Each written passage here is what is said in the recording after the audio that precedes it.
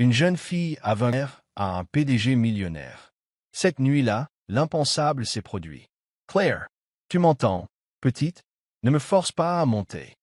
La voix pâteuse de Margaret perçait les murs fins de la ferme délabrés comme du verre brisé. À l'étage, Claire Donovan était assise près de la fenêtre, le visage tourné vers le vent qui faisait bruire les pins à l'extérieur. Elle ne bougea pas. Elle avait appris que le silence était souvent plus sûr. À 22 ans, Claire vivait dans l'obscurité, aveugle depuis qu'une fièvre lui avait volé la vue et la mémoire à 5 ans. Ses yeux noisettes, charmants mais non-voyants, manquaient les prairies, le lever du soleil, et même les ombres de Willow Creek, en Oregon, une ville si petite que tout le monde savait ce que vous aviez pour le petit déjeuner. Elle passait chaque après-midi au même endroit, serrant un collier en argent avec 2 pendentifs, un soleil, une lune. C'était la seule relique de son passé, quelque chose qu'elle ne pouvait expliquer mais qu'elle ne pouvait lâcher. Margaret appelait ça de la camelote, mais Claire se souvenait de l'odeur de lavande et d'une main douce le lui attachant autour du cou, il y a bien longtemps. Le village la plaignait. Pour eux, elle était cette fille aveugle à la fenêtre.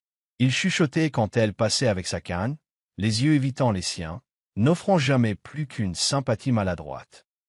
Les enfants la dévisageaient.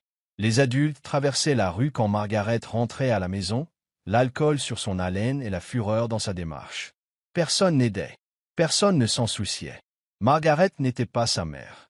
Elle était la mère d'accueil assignée à Claire lorsque ses vrais souvenirs avaient disparu. Au fil des ans, l'amertume était devenue l'amie la plus proche de Margaret. Des mots amers, des regards amers, des nuits amères remplies du tintement des bouteilles. Claire avait depuis longtemps appris à ne pas s'attendre à de la tendresse. Des pas lourds montèrent les escaliers. Claire cacha rapidement le collier sous sa chemise. La porte s'ouvrit à la volée.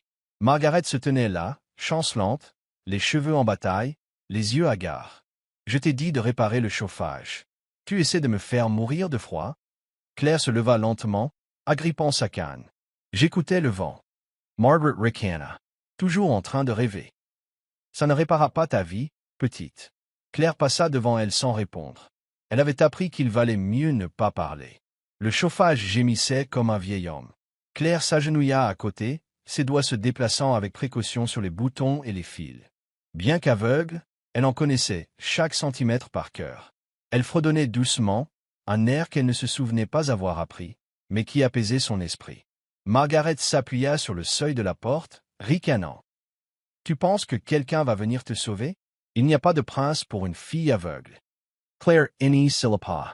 Ses rêves n'étaient jamais à propos de prince, juste d'une main à tenir. D'une voix qui ne criait pas.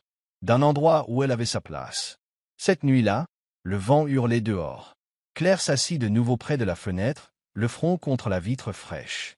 Elle ne pouvait pas voir le clair de lune danser, mais elle pouvait le sentir. Ses doigts effleurèrent le collier sous son col. Quelque part là-bas, croyait-elle, existait quelqu'un qui pouvait la voir.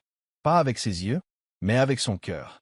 Quelqu'un qui prononcerait son nom comme si cela comptait.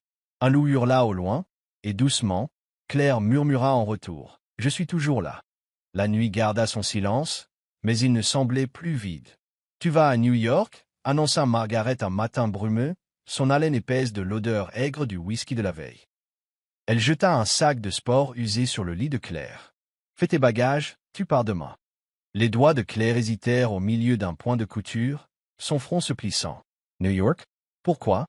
Margaret expira bruyamment, déjà agacée. « Un travail, petite, un vrai travail. Des entreprises de luxe embauchent des gens comme toi. Handicapés, peu importe, du travail de bureau, un bon salaire. C'est ta chance de sortir de ce trou. » Le cœur de Claire bondit, une étincelle d'espoir illuminant l'obscurité. « Vraiment? Vous avez trouvé ça pour moi ?» Margaret ricana, balayant la question d'un geste de la main. « Ils avaient besoin de quelqu'un, je leur ai donné ton nom. Ne pose pas de questions, sois juste reconnaissante. » Elle tourna les talons et descendit les escaliers en martelant les marches, marmonnant entre ses dents qu'elle allait enfin recevoir quelque chose en retour pour toutes ces années. Claire se leva, passant la main sur la vieille commode en bois. New York. Le mot même ressemblait à un rêve. Elle n'avait jamais dépassé les environs de Willow Creek. Un travail, un avenir, peut-être même des amis. Pour la première fois depuis des années, Le collier autour de son cou ne ressemblait pas à un souvenir. Il ressemblait à une promesse. Le voyage fut un tourbillon, Margaret la traînant d'un bus à l'autre. Le sifflement des freins, le bruissement des foules, les bruits de la ville forts et inconnus. Enfin, ils se tinrent devant un immense bâtiment d'acier et de verre qui brillait comme un monolithe sous le soleil du matin. Sullivan Enterprises. Claire serra plus fort sa canne, sa main libre cherchant l'ourlet du manteau de Margaret. « C'est ici, » dit Margaret, semblant plus sobre qu'elle ne l'avait été depuis des semaines. « Ils vont s'occuper de toi maintenant. » Avant que Claire ne puisse poser une autre question, une femme bien habillée apparut, plus âgée, au regard vif et autoritaire. « Margaret est » demanda-t-elle. « C'est moi » répondit Margaret, tendant la main avec attente. La femme lui tendit une enveloppe. Claire ne pouvait pas la voir, mais elle entendit le bruit inimitable de l'argent qu'on compte. La voix de Margaret s'adoucit, presque révérencieuse. « Ravie d'avoir fait affaire avec vous. » Puis elle disparut, s'évanouissant dans les rues animées de New York sans même un au revoir. Claire se tenait seule dans le hall retentissant, ses doigts tremblants sur la poignée de sa canne. La femme, qui ne se présenta que comme Madame Dorian, guida Claire sans un mot dans un ascenseur privé. « Vous le rencontrerez bientôt » dit-elle de manière énigmatique. Le mariage a été arrangé. Claire Franca, les sourcils. Quel mariage? Je pensais que c'était un travail. Madame Dorian ne répondit pas. Lorsque les portes de l'ascenseur s'ouvrirent au 40e étage, Jacques Sullivan se tenait les mains dans les poches, son costume sur mesure aussi impeccable que la ligne d'horizon derrière lui.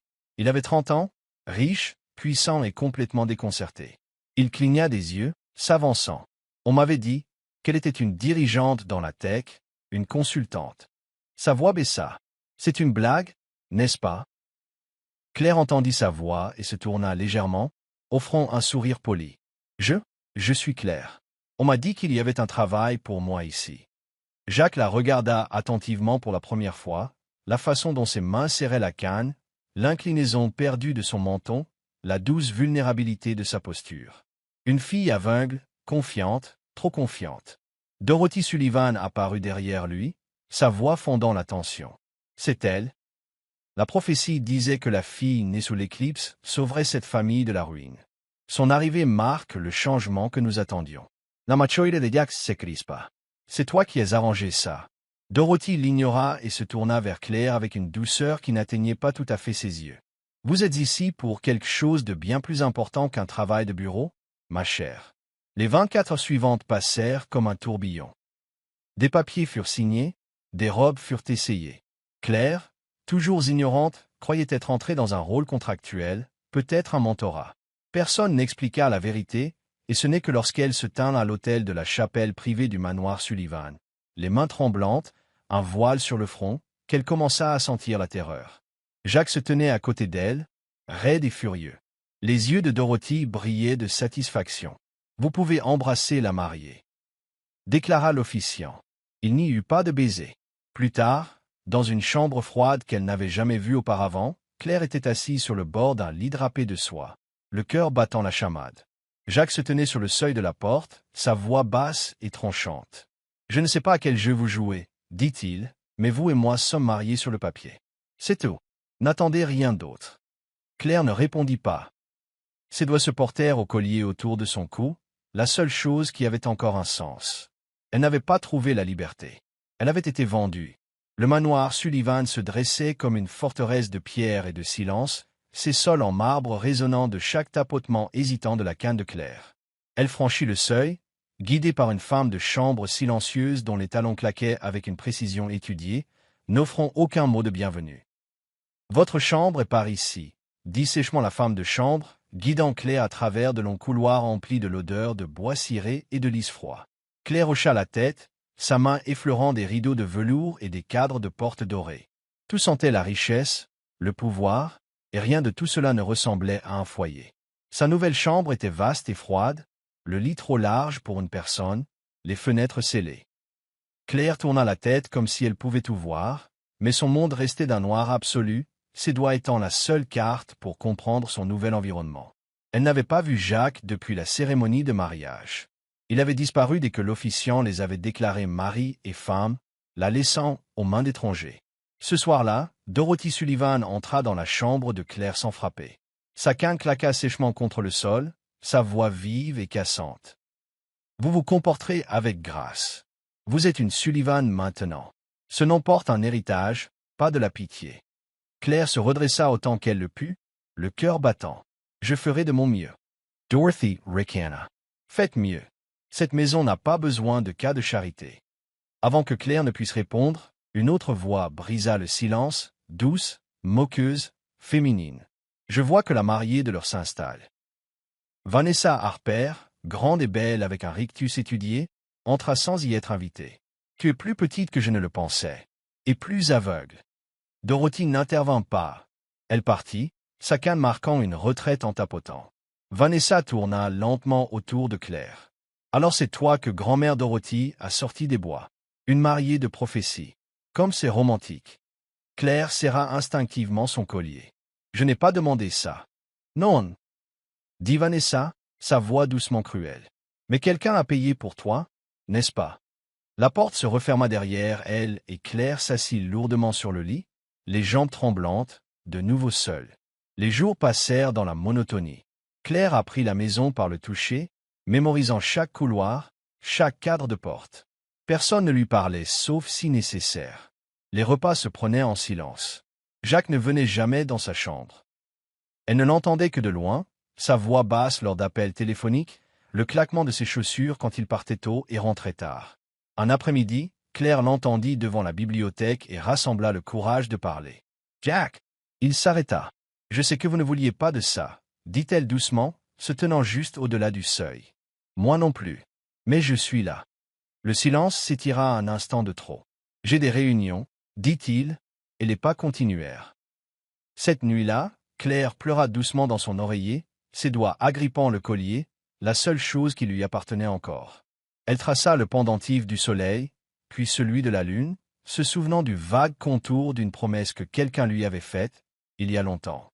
Dans le bureau de Jacques, de l'autre côté de la maison, il se tenait près de la cheminée, fixant un tiroir verrouillé.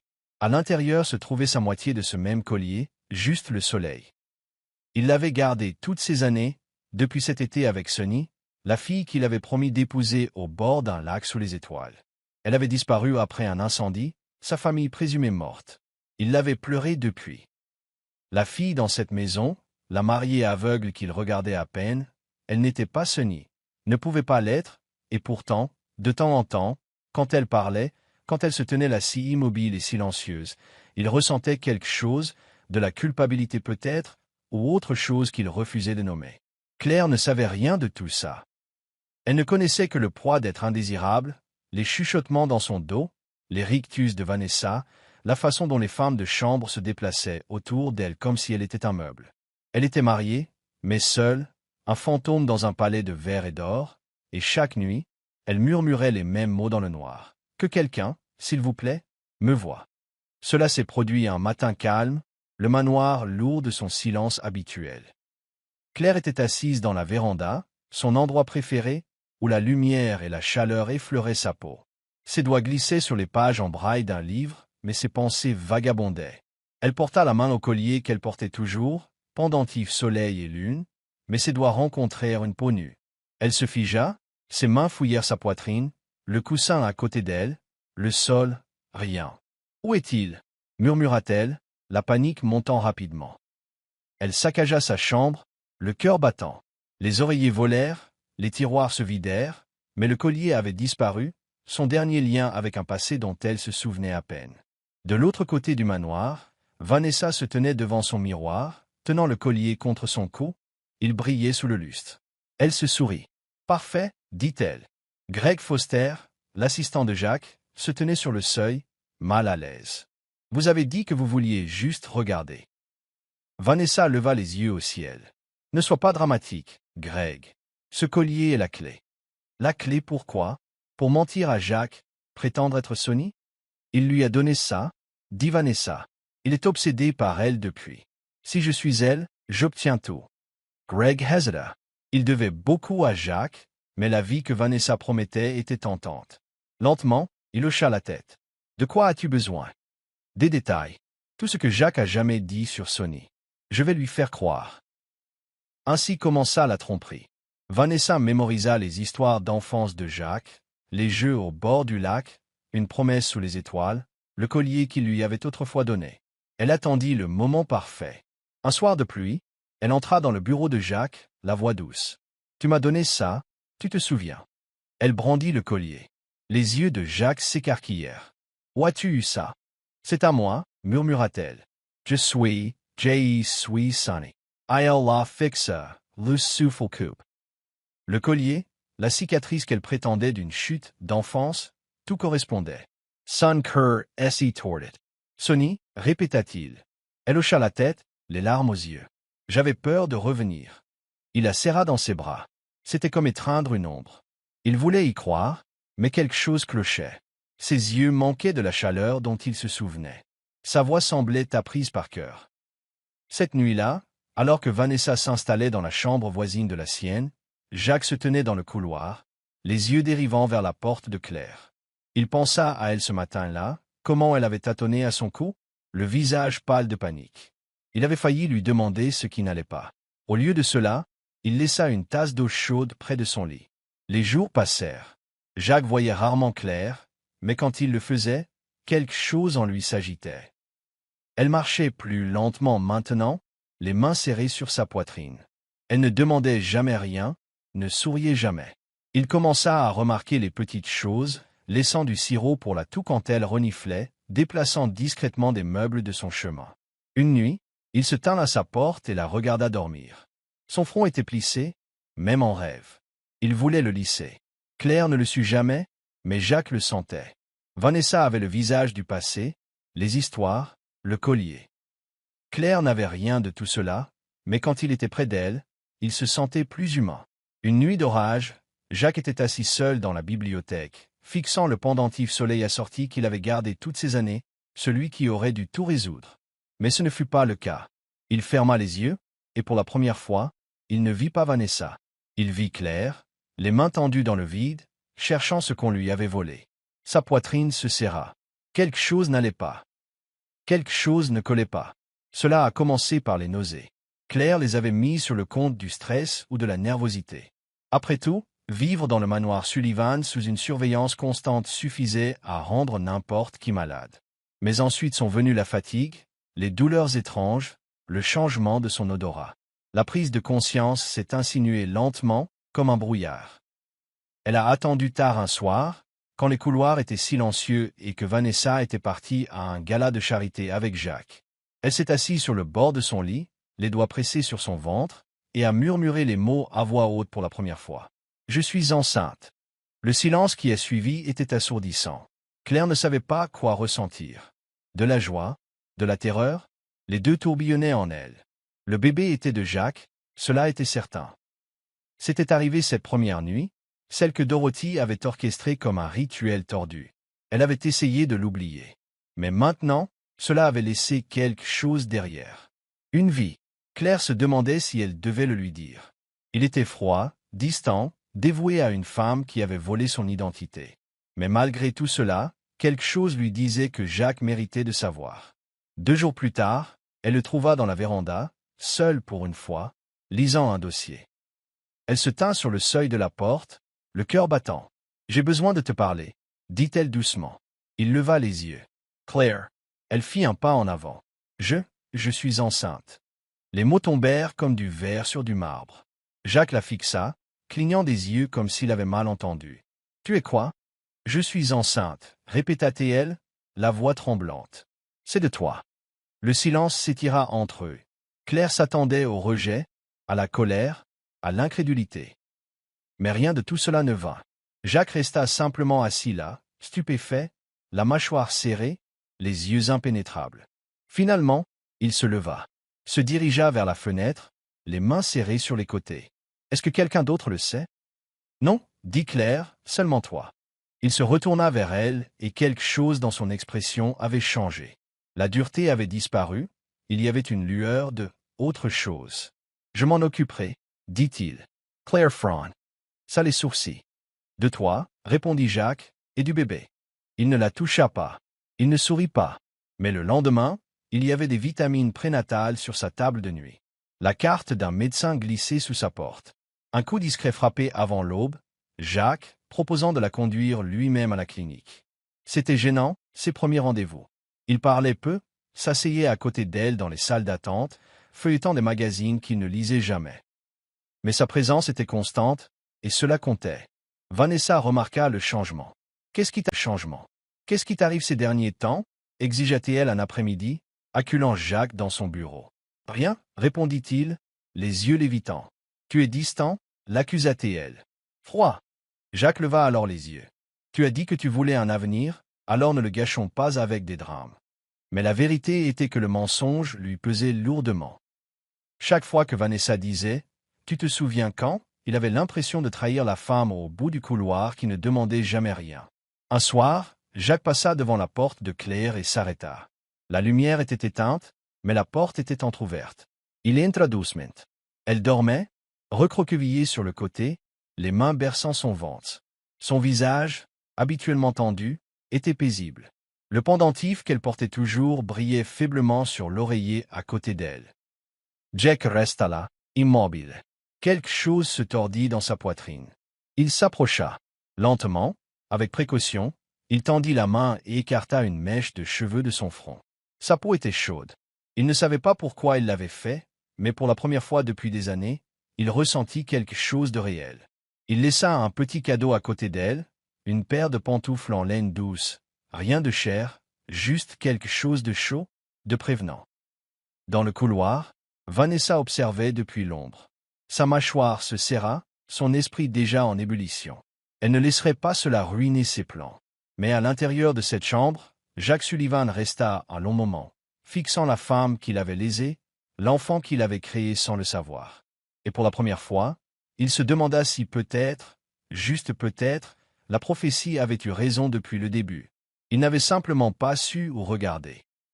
Le grand lustre scintillait au-dessus, projetant des reflets étincelants sur le sol en marbre alors que les invités se mêlaient dans le manoir Sullivan. La salle à manger était remplie de rires étouffés, du tintement des verres et du murmure de conversations d'affaires déguisées en plaisanterie sociale. Claire, vêtue d'une douce robe lavande que Dorothy avait insisté pour qu'elle porte, se tenait silencieusement près de la table des desserts, sa canne tapotant légèrement le sol à côté d'elle. Elle était là, mais pas vraiment présente. La plupart des invités l'ignoraient, tandis que d'autres lui lançaient de brefs regards apitoyés avant de se détourner. Elle avait appris à se fondre dans le décor. C'était plus sûr ainsi, jusqu'à ce que le verre glisse. La main de Claire, mal assurée par la fatigue, effleura un gobelet en cristal qui vacilla au bord de la table. Il tomba avec un fracas, l'eau se répandant sur le sol comme un ruban d'argent. La pièce se tut. Vanessa fut la première à réagir. « Oh, pour l'amour de Dieu !» lança-t-elle en s'approchant d'un pas sec, ses talons claquant comme des accusations. « Tu ne peux rien faire de bien. » Claire ouvrit la bouche pour s'excuser, mais sa voix se bloqua.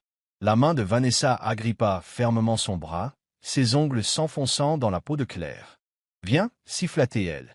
Allons te nettoyer, loin des invités. » Claire hocha la tête, essayant de reprendre son souffle. Elle suivit, sa canne oubliée dans la confusion. Vanessa la mena vers le couloir, son emprise se resserrant. Elles s'arrêtèrent près du haut du grand escalier. « Tiens-toi juste à moi, » dit Vanessa doucement, son ton soudainement doux et attentionné, trop attentionné. Puis, sans crier gare, la main de Vanessa poussa violemment dans le dos de Claire. Le monde bascula. Le corps de Claire se tordit dans les airs, ses mains cherchant le vide, l'ourlet de sa robe flottant comme des ailes brisées.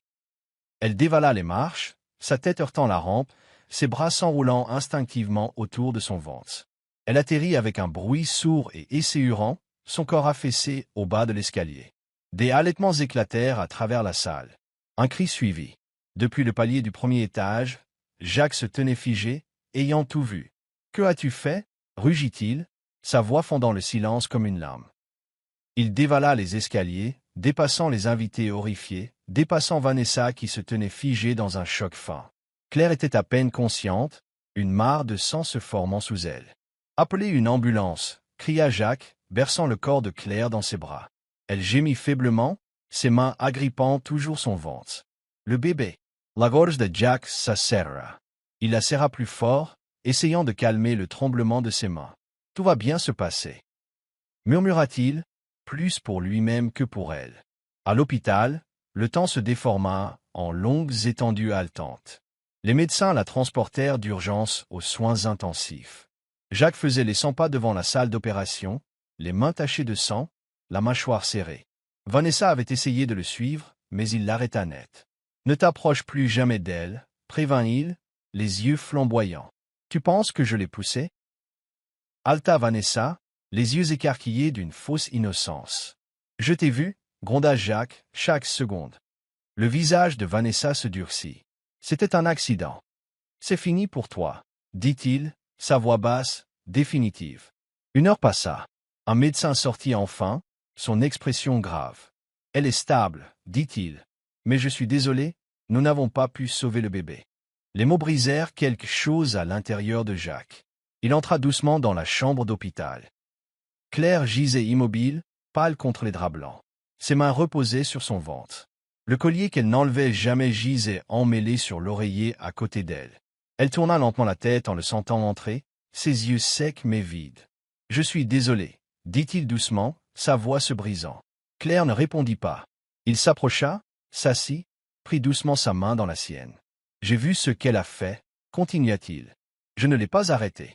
Je t'ai fait défaut. » Ses lèvres s'entr'ouvrirent, un murmure à peine audible s'échappant. « J'ai tout perdu. » Jacques sentit les larmes lui piquer les yeux. « Pas tout, » dit-il. « Je suis là, et je te le jure, Claire, je vais arranger ça. » Mais elle tourna seulement le visage vers le mur. L'enfant était parti, et avec lui, une grande partie de son fragile espoir. Dehors, la pluie se mit à tomber, douce et froide contre la fenêtre. À l'intérieur de la chambre, le silence pesait lourdement entre eux. Un silence fait non seulement de chagrin, mais de tout ce qui n'avait pas été dit. La trahison, les mensonges, la douleur. Jacques resta à ses côtés jusque tard dans la nuit, tenant sa main même quand elle la lâcha. La maison était trop calme. Le manoir Sullivan, autrefois rempli de l'écho des talons hauts et du tintement du cristal, respirait maintenant avec le poids du chagrin. Claire se déplaçait comme un fantôme dans ses couloirs, ses mains effleurant les murs froids, son cœur plus lourd qu'il ne l'avait jamais été.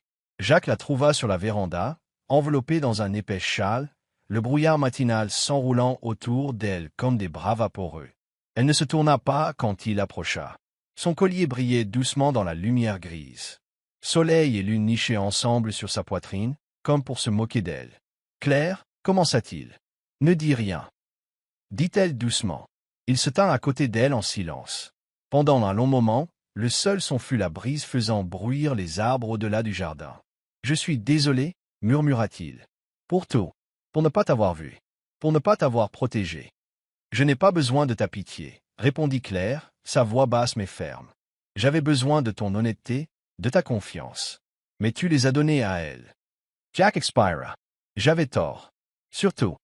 J'ai tout perdu. » dit-elle en se tournant vers lui. « Parce que tu l'as choisi. » Son cœur se brisa devant le vide de sa voix. « Je ne savais pas. Tu ne voulais pas savoir, » interrompit Claire, une pointe d'amertume dans le ton. « Je t'ai dit qu'elle me détestait. Je t'ai supplié de m'écouter. Tu l'as choisi plutôt que moi, plutôt que notre bébé. » Des larmes montèrent aux yeux de Jacques, mais il les chassa d'un clignement. « Je veux arranger les choses, » dit-il. « Quoi qu'il en coûte. » Claire sortit un papier plié de sa poche et le lui tendit. « Un divorce ?» dit-elle. « C'est déjà signé. Je veux sortir de ce cauchemar. » Jacques fixa le papier. L'encre noire, un contraste cruel sur la page blanche. Il secoua la tête. « Non. » Ses sourcils se froncèrent. « Quoi? Je ne le signerai pas ?» dit-il. « Pas avant d'avoir réparé ce que j'ai cassé. Tu ne peux pas réparer ça. »« Peut-être pas, » dit-il, la voix se brisant. « Mais je mourrai en essayant. » À l'intérieur du manoir, Vanessa fulminait. Elle avait entendu des chuchotements, vu comment Jacques ne la regardait plus.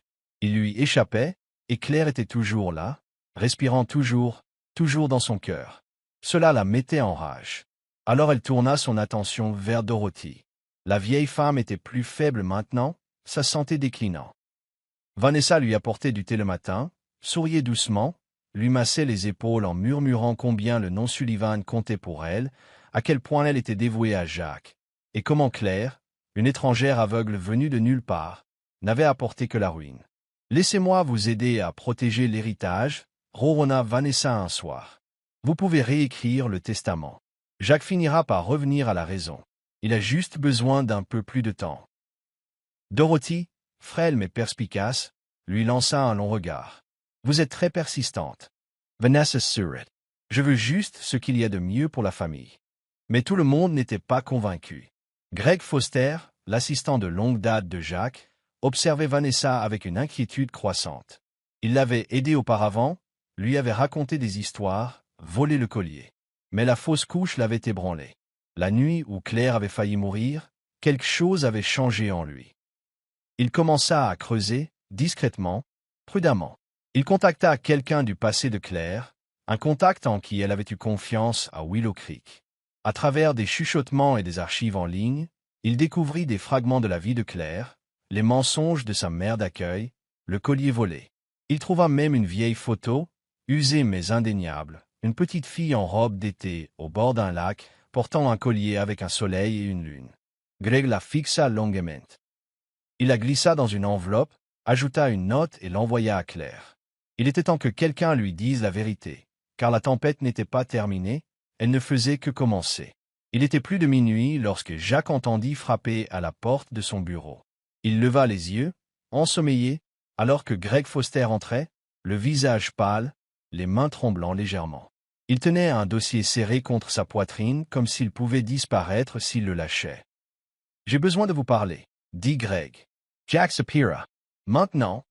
Greg hocha la tête. « C'est à propos de Claire. » Le nom provoqua un choc dans la poitrine de Jacques. Il s'éleva. « Qu'est-ce qu'il y a à son sujet ?» Greg posa le dossier sur le bureau, l'ouvrant lentement pour révéler une photo usée, jaunie sur les bords. Une petite fille, pas plus de 5 ans, souriant à l'appareil photo. Autour de son cou, un collier avec un pendentif soleil et lune. Le souffle de Jacques se coupa. Greg lui tendit un autre papier, des dossiers médicaux, un rapport d'enfant disparu et une lettre d'un détective privé, tous pointant vers une seule vérité. « C'est Sunny » dit Greg doucement. Son nom était Emily Langley. Elle a été enlevée quand elle avait 5 ans. La fièvre a effacé sa mémoire. Margaret l'a élevée à Willow Creek sous un faux nom. Ce collier, son père le lui a donné avant qu'elle ne disparaisse. Jacques chancela en arrière dans son fauteuil, le poids de la révélation lui coupant le souffle. « Elle était juste là, » murmura-t-il, « tout ce temps. Et je… » Greg le regarda, la culpabilité gravée sur chaque ligne de son visage. « J'ai aidé Vanessa. Je pensais vous aider, mais j'avais tort. » Les mains de Jacques tremblaient alors qu'il reprenait la photo, ses yeux fixés sur la petite fille qui courait autrefois pieds nus dans l'herbe, riant sous les étoiles. Il se souvint de ses yeux noisettes, les yeux de Claire. Sa poitrine se fendit. Sunny. C'était Sunny. Le lendemain matin, il était à la porte de Claire avant le lever du soleil. Il frappa une fois, puis une autre. Pas de réponse. Il ouvrit doucement la porte et entra. Claire était assise près de la fenêtre, la tête tournée vers le bruit de ses pas. Elle ne bougea pas, ne parla pas. Il s'agenouilla à côté d'elle. « Je sais, » dit-il, la voix rauque. « Je sais qui tu es. » Les doigts de Claire se resserrèrent autour du pendentif posé sur sa poitrine. « Tu es Sunny, » continua Jacques, des larmes coulant sur ses joues. « Ils t'ont volé à moi, à ta famille, à ta vie, et je ne l'ai pas vu. Je te voyais tous les jours et je ne te voyais pas. » Les lèvres de Claire s'entr'ouvrirent, mais aucun mot ne sortit. Il fouilla dans la poche de son manteau et en sortit le pendentif jumeau, le soleil. Il le plaça à côté de sa lune. Ensemble, ils brillèrent. « Je t'ai donné ça quand nous étions enfants, » dit Jacques, « et je t'ai promis l'éternité, sous les étoiles. Je t'ai promis que je ne te laisserai jamais partir. » Son soufflet s'écoupa. Il prit ses mains dans les siennes. « Laisse-moi arranger les choses, » murmura-t-il. « Laisse-moi t'aimer comme j'aurais dû le faire depuis le début. » Un long silence suivit. Puis, lentement, Claire tendit la main et enleva son collier. Elle le plaça dans sa paume. « Alors, tiens ta promesse. » murmura-t-elle. 3 mois plus tard, Jacques aida Claire à descendre d'un avion privé en Suisse, où elle avait subi une opération complexe et à haut risque avec certains des plus grands ophtalmologistes du monde. Il n'a jamais quitté son chevet. Il l'aida à marcher, lui fit la lecture la nuit, et lorsque les bandages furent retirés et que les premiers rayons de soleil touchèrent ses yeux, elle cligna des yeux à travers les larmes, voyant enfin le monde qu'elle n'avait qu'imaginé. Elle vit Jacques, et elle sourit.